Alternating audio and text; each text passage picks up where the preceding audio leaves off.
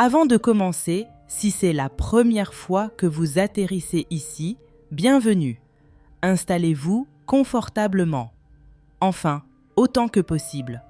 Parce que l'histoire d'aujourd'hui risque de vous faire regarder certaines de vos amitiés un peu différemment.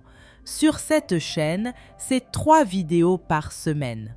3 histoires vraies, 3 crimes bien réels. Alors si vous n'êtes pas encore abonné, pensez à le faire et à activer la cloche. Parce que l'algorithme, lui, ne garantit absolument rien. Bon, on y va. Regardez bien cette femme. Elle s'appelle Molly et pendant longtemps, personne dans son entourage n'aurait probablement pensé qu'il fallait se méfier d'elle. Bien au contraire, Molly, c'est cette amie qui répond présente quand ça va mal, celle qu'on appelle pour parler, celle à qui l'on confie ses problèmes, ses secrets, parfois même des choses qu'on ne raconterait pas à sa propre famille. Et Stephanie Campbell lui faisait confiance, vraiment confiance. Les 2 femmes étaient extrêmement proches, au point que Stephanie n'aurait probablement jamais imaginé avoir, un jour, une raison d'avoir peur de Molly. Et pourtant, un soir, quelque chose va se produire entre elles. Quelque chose de si brutal que quelques minutes vont suffire à transformer des années d'amitié en véritable cauchemar. Mais pour comprendre comment elles ont pu en arriver là, il faut comprendre ce qui se cachait derrière cette amitié. Parce que parfois, la personne dont il faut le plus se méfier n'est pas celle qui vous déteste ouvertement. C'est celle qui connaît vos habitudes, vos faiblesses, votre famille et surtout celle à qui vous avez donné toute votre confiance. Je suis Genessa et aujourd'hui, je vais vous raconter l'histoire tragique de Stephanie Campbell. Une histoire qui pose une question assez terrifiante. Jusqu'où connaît-on réellement la personne qu'on appelle sa meilleure amie ? Stephanie Campbell naît le 31 mars 1983 à Manchester, dans le New Hampshire. Fille de Mark Campbell et Bonnie Walker, elle grandit avec son frère Jason et sa sœur Teresa. Au lycée Manchester Memorial, Stephanie est notamment connue pour une chose, elle chante tout le temps. La musique, c'est sa passion. Elle a une belle voix, beaucoup d'énergie et rêve peut-être, comme beaucoup d'adolescentes, d'en faire quelque chose un jour. Mais la vie va rapidement bouleverser ses projets. À seulement 16 ans, Stephanie devient maman d'une petite fille, Jasmine, 16 ans.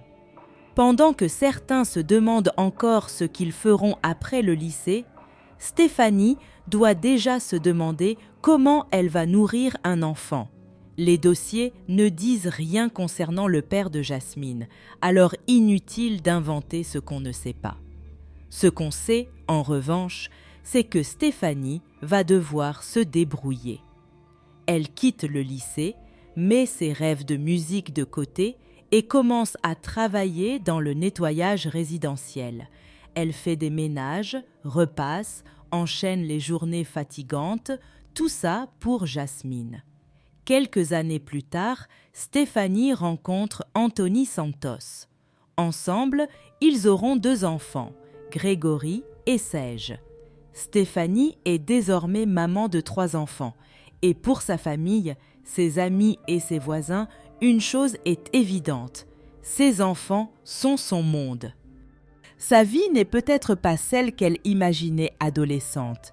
Elle est difficile, parfois épuisante, mais remplie d'amour. Et puis, un jour, Stephanie va rencontrer une autre jeune femme, Molly. Molly Beth Martel naît à la fin des années 1980, elle aussi à Manchester. Ses parents s'appellent Deborah et Harvey Martel. Mais pour comprendre son parcours, il faut revenir sur un événement particulièrement traumatisant de son adolescence. Le 14 novembre 2002, Molly, âgée de seulement 14 ans, se trouve dans sa chambre au téléphone avec son petit ami Christian. Son père Harvey entre alors dans la pièce et agresse sexuellement sa propre fille, alors que Christian se trouve toujours à l'autre bout du téléphone. Molly n'a que 14 ans. Et cette nuit va profondément marquer sa vie. Car avant que tout ne commence à s'effondrer, Molly possède un avenir particulièrement prometteur. Au lycée Merrimack, son domaine, c'est le softball.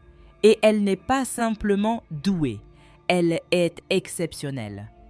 Entre 2003 et 2005, la presse sportive locale parle régulièrement de ses performances. Son entraîneur la considère même comme l'une des 5 meilleures joueuses qu'il ait entraînées durant toute sa carrière. Les universités commencent à s'intéresser à elle. Des recruteurs viennent la voir jouer et des possibilités de bourse apparaissent.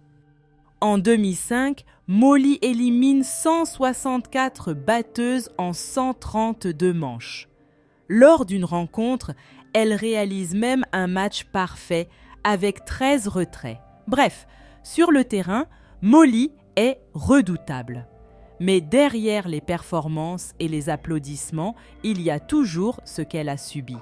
En 2004, 2 ans après l'agression, Molly porte plainte contre son père. Une longue procédure judiciaire commence. Elle continue de jouer, de gagner et d'impressionner sur les terrains tout en vivant avec cette affaire qui s'éternise. Puis arrive 2008. Molly, psychologiquement épuisée, cesse de se présenter aux convocations. Sans sa déposition, la procédure ne peut plus avancer et les poursuites contre Harvey sont abandonnées. Après toutes ces années, son père est libre et Molly doit continuer à vivre avec ce traumatisme. L'année suivante, en 2009, la police intervient au domicile familial pour une affaire de violence domestique. Mais cette fois, ce n'est pas Harvey qu'elle vient chercher, c'est Molly. À seulement 20 ans, elle s'en est prise à des membres de sa famille.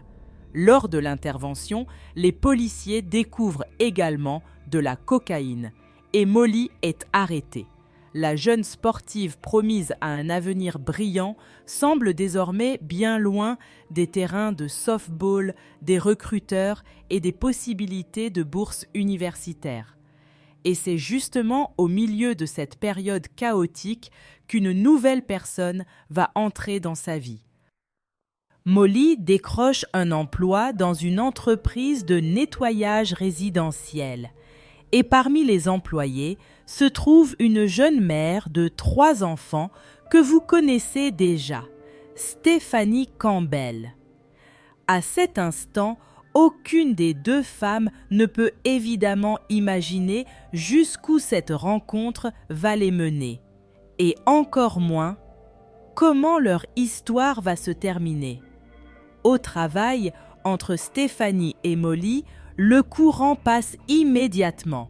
En quelques semaines, elles deviennent inséparables.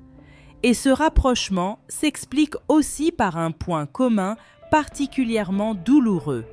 Toutes les 2 ont connu des relations violentes et destructrices. À cette époque, Molly fréquente Peto Santos, un homme violent. Lorsque la situation devient insupportable, elle trouve refuge auprès de Stephanie. Celle-ci l'écoute, la console et l'aide même à porter plainte contre Peto, qui finit en prison. Mais à sa sortie, Molly recommence à le fréquenter. Vu de l'extérieur, ce choix peut sembler incompréhensible. Mais Stephanie sait à quel point il peut être difficile de sortir définitivement d'une relation violente. Alors, elle ne la juge pas, elle reste son amie. Pendant ce temps, la situation de Stephanie se dégrade également. Anthony Santos, le père de 2 de ses enfants, devient agressif envers elle et les enfants. En septembre 2010, Stéphanie porte plainte et obtient une ordonnance d'éloignement contre lui. Et c'est précisément là que son amitié avec Molly commence à voler en éclats. Car au lieu de prendre ses distances avec Anthony, Molly commence à le fréquenter. Elle l'accompagne notamment lorsqu'il vient récupérer les enfants, alors même qu'elle est toujours avec Pito. Pour Stéphanie, c'est une véritable trahison. Cette femme qu'elle avait soutenue dans les pires moments de sa vie passe désormais du temps avec l'homme contre lequel elle vient elle-même d'obtenir une ordonnance d'éloignement. À force de voir Molly avec Anthony, Stéphanie finit par en être convaincue. Ils couchent ensemble. Elle menace alors Molly de tout raconter à Pito. À partir de là, la tension entre les deux anciennes amies devient explosive. Le mardi 2 novembre 2010, Molly et Anthony arrivent en voiture devant l'immeuble de Stéphanie pour récupérer l'un des enfants. Depuis sa fenêtre du 2e étage, Stéphanie les aperçoit et explose de colère. Elle crie sur Molly et laisse sortir toute sa rancœur. Molly réagit à peine. Mais avant de repartir, elle regarde vers la fenêtre et lance simplement « Je vais revenir ». Et quelques heures plus tard, elle revient réellement. Selon Anthony, ils étaient rentrés regarder un film lorsque Molly se change et lui annonce qu'elle doit sortir régler quelque chose avec un ami, Gerald Turner. Elle prend Gerald avec elle et retourne directement devant l'immeuble de Stéphanie. Cette fois, Stéphanie descend. Sous les yeux de plusieurs voisins présents sur leur balcon, les deux femmes se retrouvent face à face. La discussion dégénère rapidement. Les voix montent, les insultes fusent et la dispute devient physique. Tout se passe en quelques secondes. Puis Molly se détourne brusquement, rejoint sa voiture et quitte les lieux. Stéphanie reste seule dans la rue. Elle essaie de marcher, fait quelques pas, puis ses jambes cèdent. Elle vacille avant de s'effondrer sur le bitume à quelques mètres seulement de son immeuble. À l'étage, ses 3 enfants dorment. Quelqu'un appelle immédiatement le 911. Les policiers Richard Valenti et Mark Harrington arrivent parmi les premiers. Ils ne trouvent ni agresseur ni arme sur place. L'un d'eux tente de comprimer les blessures de Stéphanie jusqu'à l'arrivée des secours. Elle est transportée d'urgence à l'hôpital. Mais cette nuit-là, Stéphanie Campbell ne rentrera jamais auprès de ses enfants. Elle meurt à seulement 27 ans. L'autopsie révèle l'extrême violence de l'affrontement. Stéphanie a reçu 4 coups de couteau, 3 à la tête et 1 en pleine poitrine. Ce dernier a traversé son poumon avant d'atteindre son cœur, provoquant sa mort. Mais l'enquête ne fait que commencer. Molly a quitté les lieux. Aucune arme n'a été retrouvée et les policiers doivent maintenant comprendre ce qui s'est réellement passé durant ces quelques secondes de chaos. Parce qu'une dispute, même violente, n'explique pas à elle seule comment 2 meilleures amies peuvent en arriver au point où l'une d'elles finit morte sur un trottoir. L'enquête démarre immédiatement et pour les policiers, un élément va considérablement faciliter les recherches. Plusieurs voisins ont assisté à l'altercation depuis leurs fenêtres et leurs balcons. Ils décrivent les 2 femmes, la dispute, le départ précipité de Molly, mais surtout sa voiture et sa plaque d'immatriculation.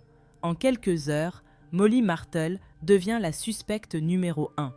Seulement voilà, elle a disparu. Un avis de recherche est lancé. Les enquêteurs pensent qu'elle pourrait avoir rejoint Ellenville ou Kirkhampton dans l'État de New York, où elle possède des contacts. Les services de police locaux sont prévenus et sa voiture activement recherchée. Pendant ce temps, les policiers s'intéressent également à Anthony Santos. Le 3 novembre, au lendemain de la mort de Stéphanie, Anthony est arrêté dans le cadre d'une ancienne plainte pour harcèlement déposé contre lui par Stéphanie. Et devant le juge, il sort une phrase assez incroyable. Il demande, en substance, pourquoi cette affaire de harcèlement continue puisque Stéphanie est morte. Voilà. La mère de ses enfants vient de perdre la vie dans des circonstances atroces et monsieur semble surtout préoccupé par la pertinence de la plainte. On appréciera. Mais pendant ce temps, Molly reste introuvable. Jusqu'au 4 novembre 2010, 2 jours après le drame. Sur le parking du Colonial Motel, à plus de 420 km de Manchester, les policiers repèrent une voiture. Ils vérifient la plaque. Bingo, c'est celle de Molly. Pourtant, aucune Molly Martell n'est enregistrée dans le motel. Les policiers découvrent alors qu'une jeune femme s'est présentée à la réception en prétendant avoir oublié ses papiers d'identité, avant de donner un faux nom. Ils se rendent devant sa chambre, frappent à la porte, et lorsqu'elle s'ouvre, Molly est là. Les policiers remarquent immédiatement des coupures encore fraîches sur ses bras, qui pourraient correspondre à l'affrontement survenu 2 jours plus tôt. Molly est arrêtée sans incident et elle donne rapidement sa version des faits. Elle aurait agi en légitime défense. Selon elle, Stéphanie aurait commencé l'affrontement et elle n'aurait fait que riposter. Seulement, Stéphanie a reçu 4 coups de couteau, dont un en pleine poitrine qui a traversé son poumon avant d'atteindre son cœur. Alors, une question devient centrale. Molly s'est-elle réellement défendue ou cette version cache-t-elle autre chose? Car Stéphanie, elle, n'est malheureusement plus là pour raconter ce qui s'est passé. Le 6 novembre 2010, l'affaire arrive dans les journaux télévisés. Et en fouillant le passé de Molly, les journalistes découvrent un contraste assez saisissant. Quelques années auparavant, Molly était considérée comme l'une des grandes promesses sportives de son lycée, une excellente lanceuse de softball à Merrimack. Son ancien entraîneur, Dick Beam, est abasourdi. Il se souvient d'une adolescente extrêmement talentueuse, l'une des meilleures joueuses qu'il ait entraînée, à qui l'on prédisait un avenir brillant. Et quelques années plus tard, cette même jeune femme vient d'être retrouvée cachée à plus de 400 km de chez elle, sous un faux nom, après la mort de celle qui avait autrefois été sa meilleure amie. Mais son arrestation est loin de mettre fin à l'affaire, car désormais, il ne suffit plus de savoir qui tenait le couteau. Il va falloir comprendre pourquoi il a été utilisé. Et surtout, déterminer si Molly disait vrai lorsqu'elle affirmait avoir agi en légitime défense. Le procès de Molly Martell s'ouvre le 7 novembre 2011 devant le tribunal supérieur du comté de Hillsborough, 5 jours seulement après le premier anniversaire de la mort de Stéphanie. Dans le box des accusés, Molly maintient sa position, non coupable. Ses avocats, Eric Wilson et Charles Kiffé, construisent leur défense autour de 2 éléments. D'abord, la légitime défense. Selon eux, ce soir-là, Stéphanie était armée d'un couteau et aurait attaqué Molly. Les coupures retrouvées sur les bras de Molly seraient justement la preuve qu'elle a tenté de se protéger. En clair, Molly ne serait pas venue pour tuer Stéphanie. Elle aurait simplement essayé de survivre. La défense évoque également son passé traumatique, notamment l'agression sexuelle commise par son père lorsqu'elle avait 14 ans, pour expliquer pourquoi Molly aurait pu paniquer et réagir de manière extrême face à une attaque.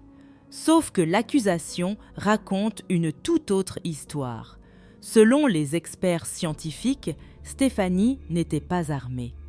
Les enquêteurs découvrent également que Molly avait l'habitude de transporter dans son sac une navaja, un couteau pliant rangé dans une petite pochette. Pour l'accusation, le couteau utilisé ce soir-là appartenait donc à Molly. Elle serait arrivée avec sa propre arme. Et Gérald n'est pas exactement un témoin désintéressé. En échange de son témoignage, il obtient une réduction de peine concernant 3 délits graves. Surtout, sa version a changé. Au départ, Gérald affirmait que Stéphanie était armée et que Molly s'était défendue. Mais devant le jury, il raconte autre chose. Selon lui, Stéphanie serait sortie furieuse de son immeuble, aurait menacé Molly, frappé la voiture, puis l'aurait attrapée par les cheveux. Et c'est à ce moment-là que Molly aurait sorti son propre couteau. Quelques instants plus tard, elle remonte dans la voiture avec la lame couverte de sang. Mais Gérald va encore plus loin. Après leur départ, il affirme avoir nettoyé le couteau avant de le jeter par la fenêtre de la voiture sur l'Interstate 204-23, ce qui expliquerait pourquoi l'arme n'a jamais été retrouvée. Et les coupures sur les bras de Molly? Selon Gérald, c'est lui qui les aurait faites. Après le meurtre, il aurait volontairement entaillé les bras de Molly avec une autre lame afin de faire croire qu'elle avait été blessée pendant l'affrontement. Autrement dit, si Gérald dit vrai, l'un des principaux éléments censés prouver la légitime défense aurait été fabriqué de toutes pièces.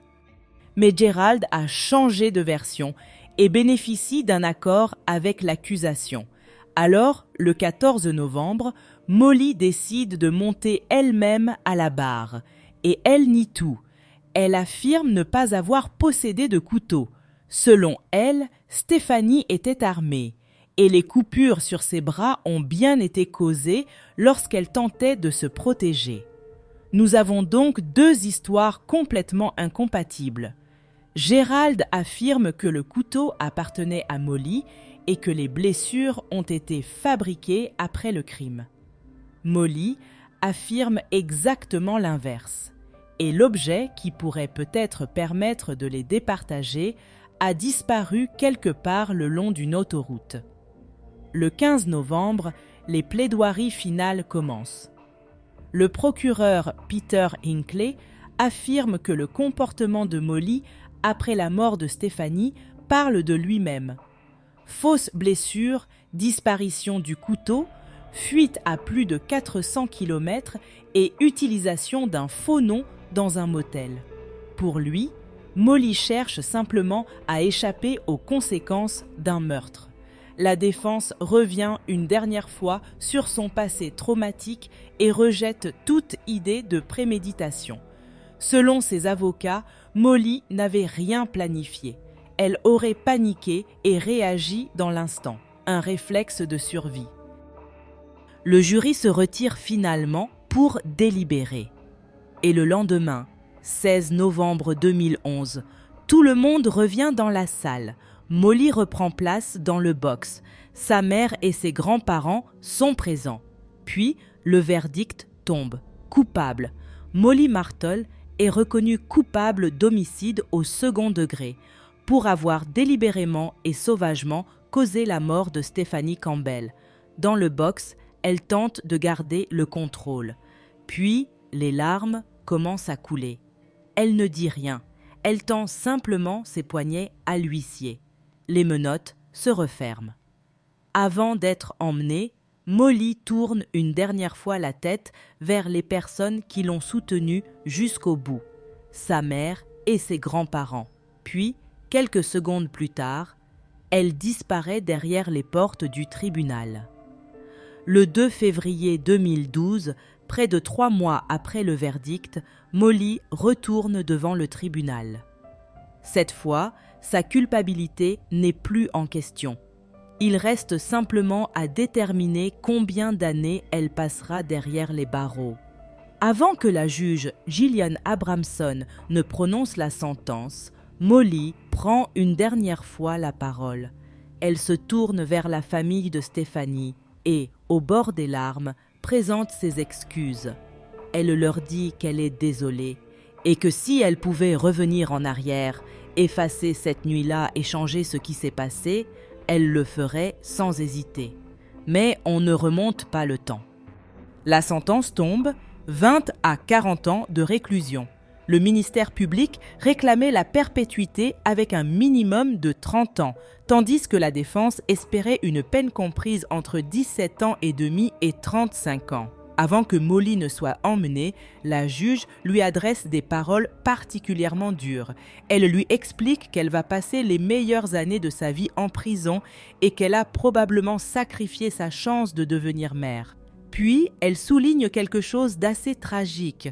En 18 années de carrière, elle n'avait jamais eu à condamner pour meurtre quelqu'un possédant autant de potentiel. Et lorsqu'on repense à l'adolescente que Molly était autrefois, on comprend pourquoi. Cette lanceuse exceptionnelle que les recruteurs venaient observer. Cette jeune fille à qui l'on prédisait un avenir brillant. Tout cela semble désormais appartenir à une autre vie. À la sortie du tribunal, Bonnie Walker, la mère de Stephanie, s'adresse aux journalistes. Pour elle, 20 à 40 ans ne suffisent pas, parce qu'au fond, quelle que soit la peine, Stephanie ne reviendra pas. Et aucune condamnation ne pourra rendre une mère à ses 3 enfants. Bonnie reconnaît malgré tout que les excuses de Molly lui ont semblé sincères. Mais certaines excuses, aussi sincères soient-elles, arrivent face à des choses qu'on ne peut tout simplement plus réparer. Et l'histoire aurait presque pu s'arrêter là. Presque. Car en 2014, Molly quitte temporairement la prison pour retourner devant un tribunal. Cette fois, elle n'est pas l'accusée, elle est la victime. 12 ans après avoir dénoncé l'agression sexuelle commise par son père, Harvey, Molly vient témoigner contre lui. Face à son père, elle raconte comment cette nuit a détruit une partie d'elle-même. Comment son monde s'est effondré et comment, pendant des années, elle a cru que tout était de sa faute. Cette fois, la justice lui donne raison. Harvey est reconnu coupable d'agression sexuelle grave et condamné à 5 à 10 ans de prison. 4 ans plus tard, il tente d'obtenir une réduction de peine. Elle lui est refusée. Et après avoir nié pendant plus d'une décennie, il finit par reconnaître sa responsabilité et présente ses excuses à sa fille, 12 ans après les faits, beaucoup trop tard. Mais au milieu du passé de Molly, du procès, des contradictions, de Gérald, d'Anthony et des années de prison, il ne faut surtout pas oublier celle qui a perdu la vie. Stephanie. Et surtout, 3 personnes pour qui aucune condamnation ne pouvait réellement réparer ce qui venait de se passer. Jasmine, Grégory, Sage. Stephanie aurait dû les voir grandir, assister à leurs anniversaires, leurs réussites, leurs échecs et toutes ces petites étapes qui paraissent banales, jusqu'au jour où quelqu'un manque à la table. Et eux avaient simplement le droit de grandir avec leur mère. Les 2 plus jeunes seront finalement élevés par leur tante, tandis que Jasmine partira vivre avec son père. Leur grand-mère Bonnie continuera de partager des photos des enfants au fil des années. Et dans l'entourage de Stephanie, une pensée revient constamment. Elle aurait été tellement fière de les voir grandir. Stephanie Campbell n'avait que 27 ans. Quelques minutes auront suffi à priver 3 enfants de leur mère et à envoyer en prison une jeune femme à qui, quelques années auparavant, on prédisait un avenir exceptionnel. Aujourd'hui, Molly Martell purge sa peine au centre correctionnel pour femmes du New Hampshire. Sa première date théorique de sortie est fixée à septembre 2029, mais sa peine pourrait la maintenir incarcérée jusqu'en octobre 2050. Et lorsqu'on regarde cette histoire dans son ensemble, le plus tragique reste peut-être ce qu'elles avaient été l'une pour l'autre. Stéphanie avait accueilli Molly lorsqu'elle allait mal. Elle l'avait écoutée, soutenue, aidée lorsqu'elle subissait elle-même des violences. Quelques années plus tard, l'une est morte, l'autre est en prison. Une amitié qui semblait autrefois indestructible s'est transformée en quelque chose que personne autour d'elle n'aurait probablement pu imaginer. Alors faites attention aux personnes à qui vous accordez votre confiance, parce qu'on passe parfois tellement de temps à se méfier de nos ennemis qu'on oublie que certaines des blessures les plus profondes peuvent venir de ceux qu'on avait laissés s'approcher suffisamment près pour pouvoir nous atteindre. Je suis Genéza, prenez soin de vous et surtout, prenez soin des personnes qui comptent pour vous. Et on se retrouve très vite pour une nouvelle histoire.